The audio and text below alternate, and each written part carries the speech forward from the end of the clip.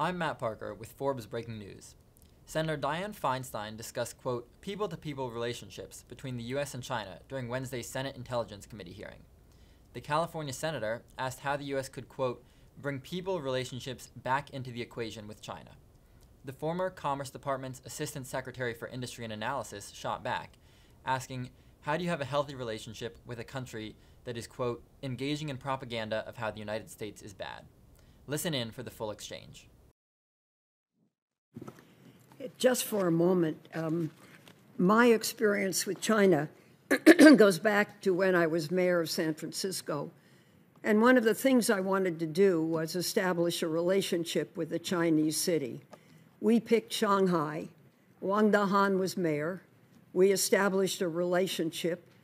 Then Jiang Zemin became mayor. He became president of the country. In the meantime, trade, ideas went back and forth between our two cities.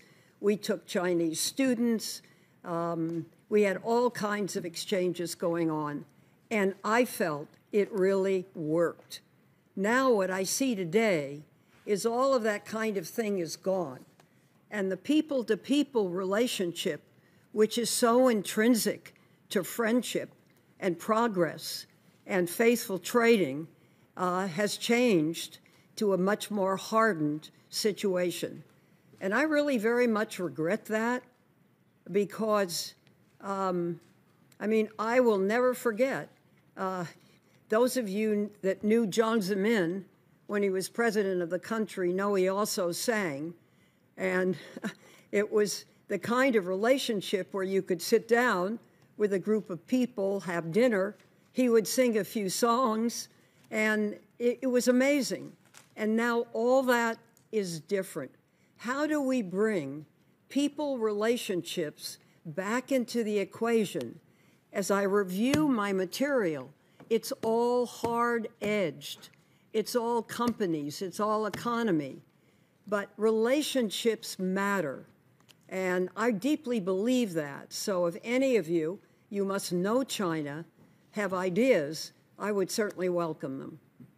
Senator, maybe I can start. I agree with you. Relationships matter, but then how do you foster relationships in a country that's closely monitoring the information that its population gets and is engaging in propaganda of how the United States is bad? I think that maybe back in time, there was opportunity to kind of grow and foster this relationship, but we're competing with the CCP and its massive propaganda machine, and I really don't think that.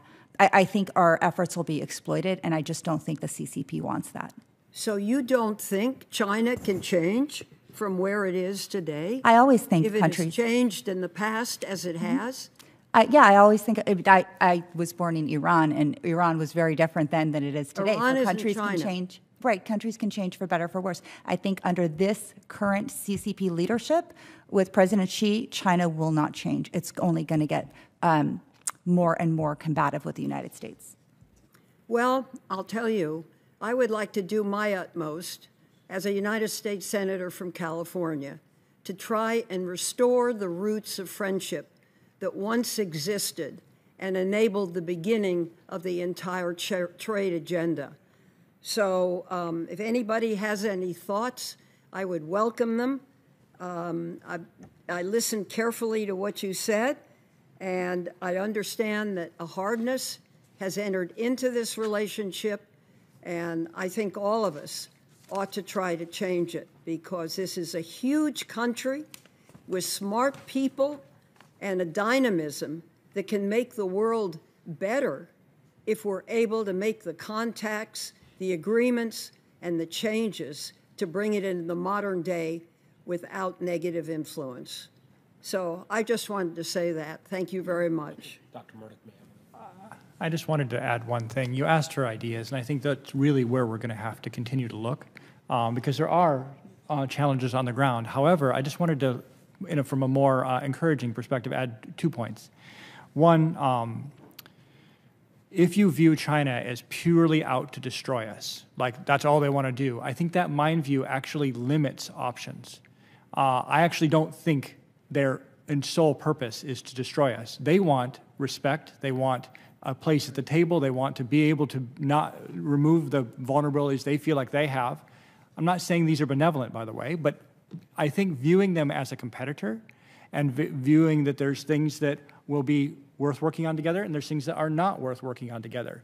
The challenge, however, in this is two parts, and one of them is people-to-people interactions, that building trusting relationships, but the other is a dearth of information. If you don't have solid information on what China is doing, it's easy to get sucked into a discussion that you're underprepared for, and you're actually not realizing what's actually happening.